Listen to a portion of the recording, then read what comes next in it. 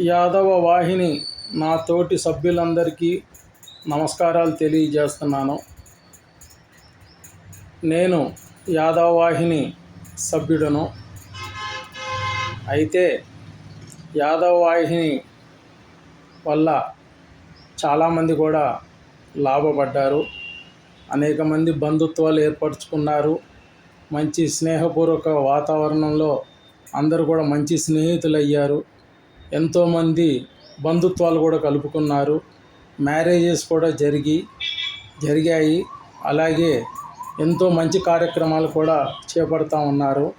వాస్తవానికి యాదవాహిని సభ్యుడు అవ్వాలంటే మినిమం 10,000 రూపాయలు చెల్లిస్తే యాదవాహిని సభ్యత్వం ఇచ్చారు. ఒకప్పుడు తక్కువగా ఉన్నటువంటి సభ్యత్వం ఎంతో అంచెలంచెలుగా ఎదిగింది సభ్యత్వం. వాస్తవానికి 10,000 నన్ను ఒక మీటింగ్కి ఒక పెద్దవాయన శ్రీ ఆర్ఆర్కే శ్రీ గారు ఒకసారి యాదవాహిని మీటింగ్ జరుగుతుంటే ప్యాలెస్ హైట్స్ హోటల్లో ఆ రోజు ఆయన హోస్ట్ చేశారు. నాకున్నటువంటి స్నేహంతో అప్పటికి నేను సభ్యుడు కాకపోయినప్పటికీ నన్ను ఆహ్వానించడం జరిగింది ప్యాలెస్ హైట్స్ హోటల్కి. నేను అక్కడికి వెళితే గుమ్మం వద్దనే ఫౌండర్ సెక్రటరీ శ్రీ శ్రీనివాసబాబా గారు అడ్డగించి, సభ్యుడు కాదు, నువ్వు ఏ విధంగా లోపలికి వస్తావని ప్రశ్నించాడు.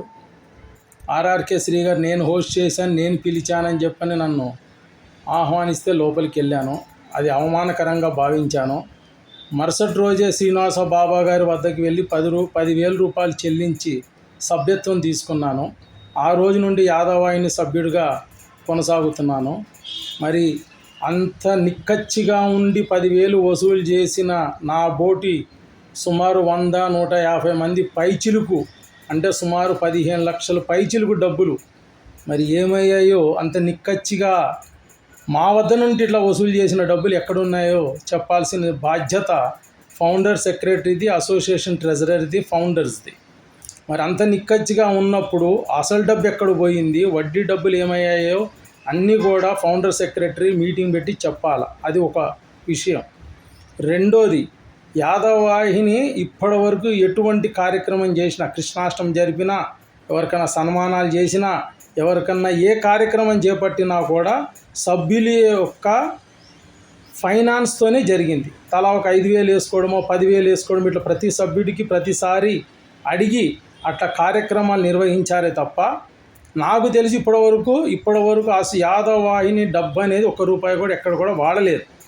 అసలు డబ్బు ఎక్కడ పోయింది, వడ్డీ డబ్బులు ఏమైనాయి, అసలు యాదవాహిని పరిస్థితి ఏందో యాదవాహిని ఫౌండర్ సెక్రటరీ వెంటనే యాదవాహిని మీటింగ్ జరిపి ఈ వివరాలన్నీ చెప్పాల్సిన బాధ్యత. ఇది ఒక విషయం. రెండోది, యాదవాహిని విషయానికి వస్తే పెద్దలు, ఇప్పుడున్నటువంటి చీరాల శాసనసభ్యుడు, ఆనాడు ఆర్కే టౌన్షిప్ అధినేత, యాదవాహిని పట్ల ఆయన కూడా one of the founder member, first president also.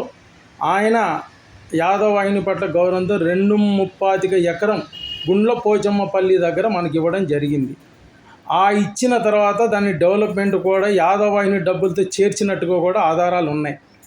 ఆ తర్వాత వ్యక్తిగత బిజినెస్ వ్యాపారాల్లో కొండయ్యకి బాబాకి ఉన్నటువంటి సంబంధంతో తిరిగి ఆ ల్యాండ్ నాకు అప్పచెప్పు అని చెప్పని అడిగితే తోటి సభ్యుల ఎవ్వరి ప్రమేయం లేకుండా శ్రీనివాస బాబా గారు తిరిగి ఆ ల్యాండ్ ఆయనకి ఇచ్చేయడం జరిగింది. ఇది ఎంతవరకు న్యాయం?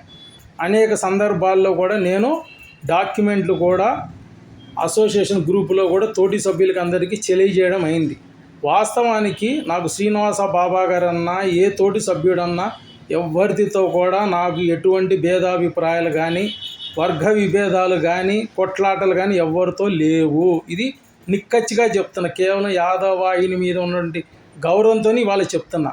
ఒక పెద్ద మనిషి, ఆ మినర్వా సీన్ అని, దాసరి శ్రీనివాసరావు అనే వ్యక్తి బాబాకి ఆయనకున్నటువంటి వ్యక్తిగత దేశాలతో ఆ డాక్యుమెంట్లన్నీ కూడా నాకు ఇచ్చి గ్రూపులో పెట్టు, యాదవాహిని సభ్యులకి అందరికీ తెలియజేయమని చెప్పి నాకు ఇచ్చిన మాట వాస్తవం.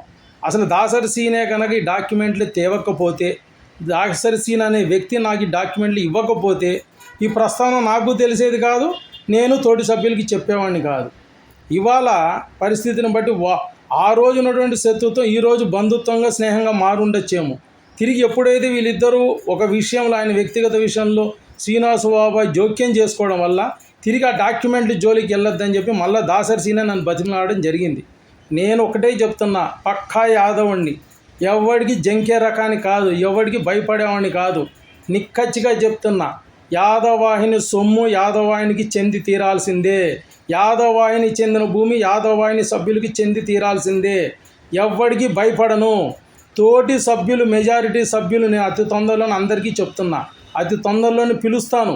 తోటి సభ్యులు కనుక నాకు ప్రమేయం కల్పించుకొని నాకు అధికారం మీరందరూ కట్టబెడితే నేను కోర్టుకి వెళ్తాను. ఎట్టి పరిస్థితులు ఎవరిని కూడా ఉపేక్షించేది లేదు. అంతే వద్దు, ఎవరికి లేని బాధ నీకెందుకు, వదిలేసే ఇంతటితన్నా కూడా నాకు అభ్యంతరం లేదు. కానీ ఎందుకు చెప్తున్నాను, నేను పిరిగి పందలాగా పారిపోయే వ్యక్తిని కాదు, భయపడే వ్యక్తి అంతకన్నా కాదు. నేను ఎవరికి జంకే రకాన్ని కూడా కాదు. ఎక్కడికైనా దేనికైనా తెగిస్తాను. యాదవాహినిని మాత్రం నాశనం చేస్తే మాత్రం సహించేది లేదు.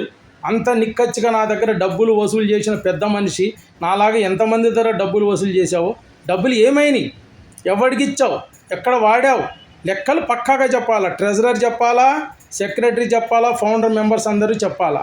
అందరూ అనుమతిస్తే నేను తప్పకుండా కోర్టుకి ఆశ్రయిస్తాను. న్యాయం జరిగే విధంగా యాదవాహినికి ఉపయోగపడతానని మాత్రం యాదవాహిని సభ్యులందరికీ చేతులెత్తి వేడుకుంటున్నాను, తెలియజేస్తున్నాను. జై యాదవ్, జై మాధవ్.